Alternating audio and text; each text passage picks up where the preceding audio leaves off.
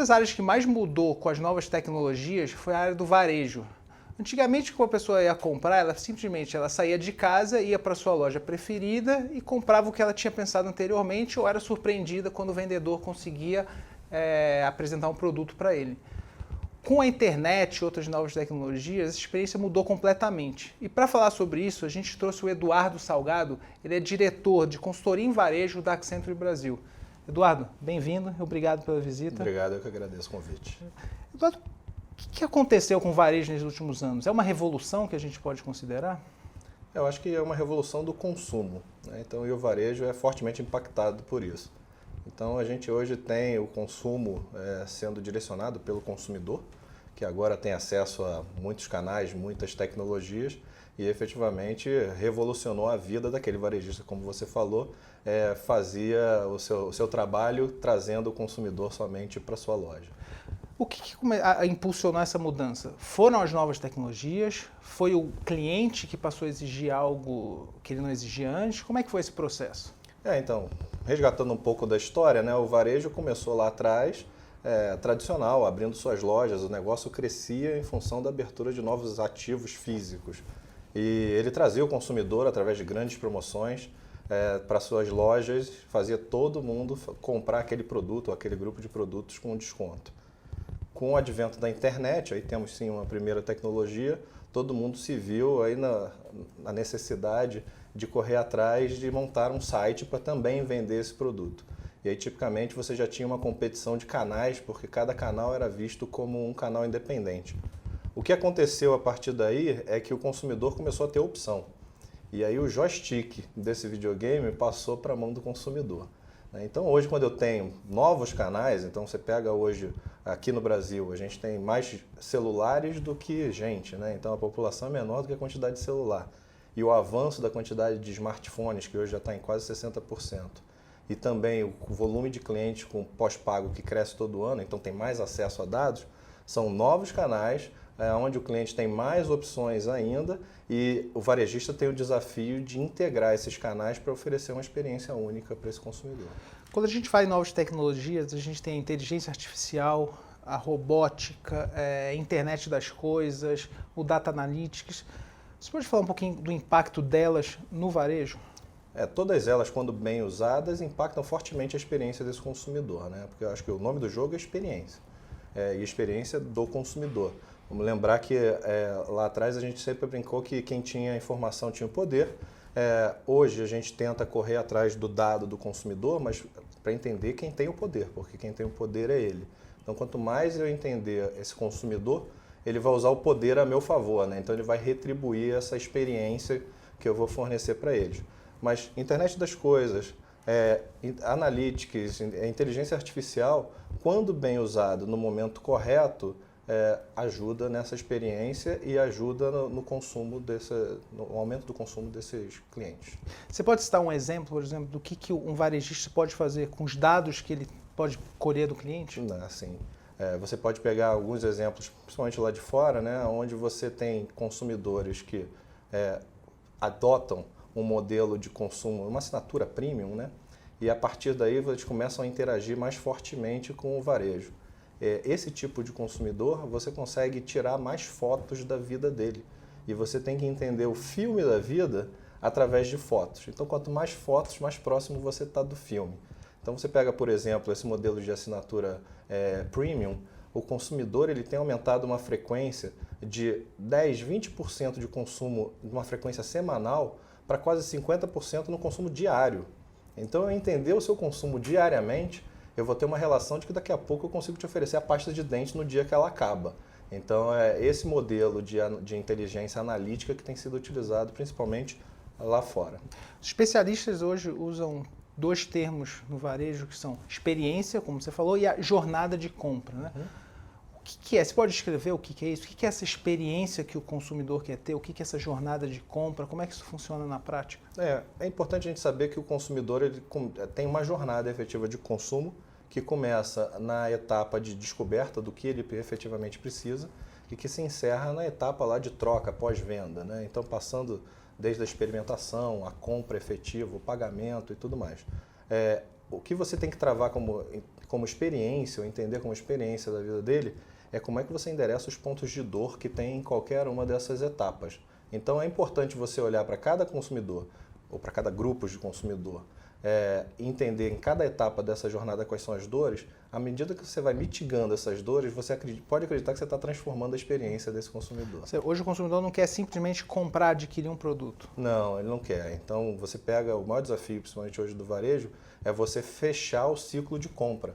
Porque hoje o varejista ele captura o consumidor no momento em que ele já identificou o que ele precisa, na maioria das vezes, e termina a relação no momento em que ele paga. Se ele não tiver nenhum problema para entrar em contato com algum serviço de atendimento, a minha relação acaba, então eu não fecho esse elo. Então como é que eu faço um trabalho para fechar esse elo e fazer o que a gente chama que é economia circular, né? Que é eu entender todo o ciclo de vida desse consumidor para que consiga efetivamente proporcionar a melhor experiência para ele. E como é que você pode usar as novas tecnologias para melhorar essa experiência? Você tem diversas etapas. Você pode usar o próprio dado e inteligência artificial para entender o comportamento dele. Você trabalha com segmentações e modelos estatísticos para classificar em grupos. É óbvio que todo mundo tem o interesse de entender o indivíduo, mas se você conseguir já entender um grupo de consumidores já é bacana.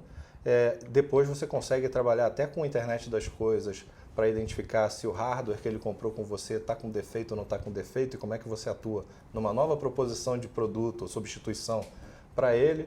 Então você tem diversos modelos e tem modelos, por exemplo, estatísticos para que direcione o seu investimento de marketing, para que você saiba quanto você deve investir na mídia on, na mídia off, né, para que cada um, entendendo a correlação entre eles, cada um potencialize mais o seu investimento. Então com os dados você consegue usar tanto a Analytics quanto a parte de inteligência artificial, quanto também a parte de internet das coisas, de tecnologias de hardware, para alavancar a experiência.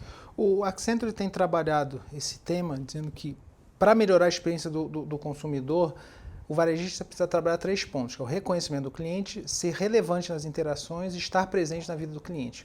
O que é isso na prática?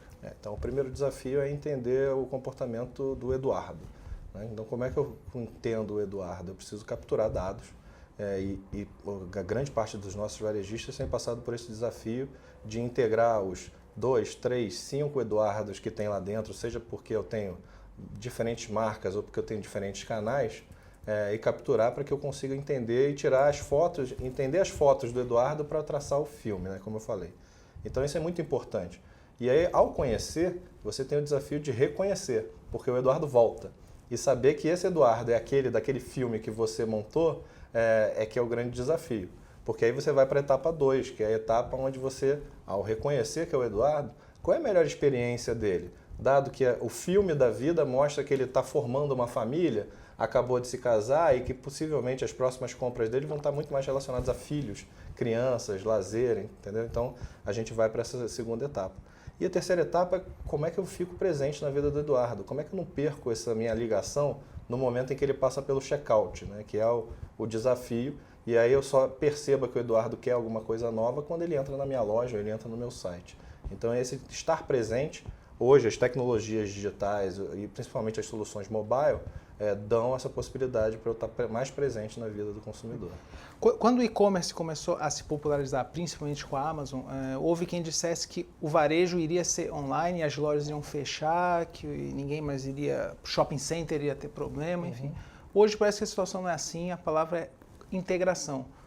Qual que é o papel da loja online, qual que é o papel da loja real, como é que funciona essa integração? Então, o varejista que vê os 2 canais como canais concorrentes, esse vai ter problema. Você precisa pensar na experiência do consumidor e saber que ela vai sim ocorrer, na grande maioria das vezes, cruzando os 2 canais.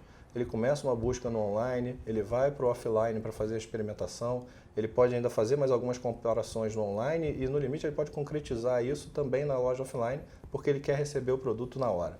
Então, tem diversos momentos que você precisa olhar para o seu negócio e ver nos pilares de tecnologia, nos pilares de pessoas, como é que você contribui ou define contribuições corretas para cada papel. Então, por exemplo, o vendedor que te auxilia numa retirada na loja de um produto que você comprou online, ele precisa ser recompensado por essa última milha no processo em que ele fez. Tá? Então, precisa olhar os dois canais como canais complementares para que eu tenha a melhor experiência do consumidor. E as marcas, os varejistas têm feito isso ou não? Porque às vezes a impressão que passa é que o canal online briga com o canal real, que o vendedor da loja física não gosta do comprador que usa o canal online. Como é que isso tem sido endereçado pelas empresas? Acho que todo mundo já identificou essa dor. Todos os varejistas, maior ou menor intensidade, têm trabalhado para, sim, evoluir isso. Isso acontece mais com os varejos mais tradicionais, que foram estabelecidos antes da apresentação, da entrada da internet nas nossas vidas. E quando entrou a internet, eles tiveram que criar um novo canal e, tipicamente, você abre uma nova unidade de negócio com um novo P&L e você cria canais concorrentes. O que é P&L? Traduz o que é P&L para o que é P&L é o seu demonstrativo de resultados, tá? Então, você tem um controle de receitas, de despesas e investimentos separados do canal online para o canal offline.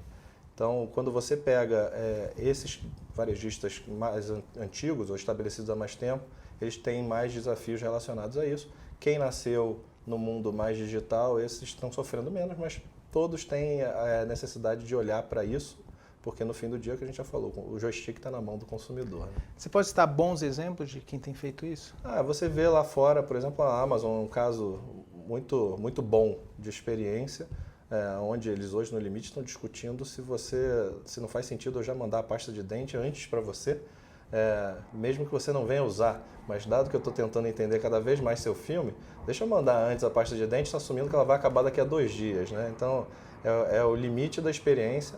É óbvio que é importante que a gente considere que bons exemplos de fora não podem ser 100% replicáveis no Brasil, assim como já a Europa também não pode ser aplicado na Norte América. Cada país, assim como quando você implementa um sistema de faturamento, você tem que olhar para as taxas, impostos e modelos de cada país. Quando você pega ideias, tendências, você também precisa respeitar a cultura, as características de cada país.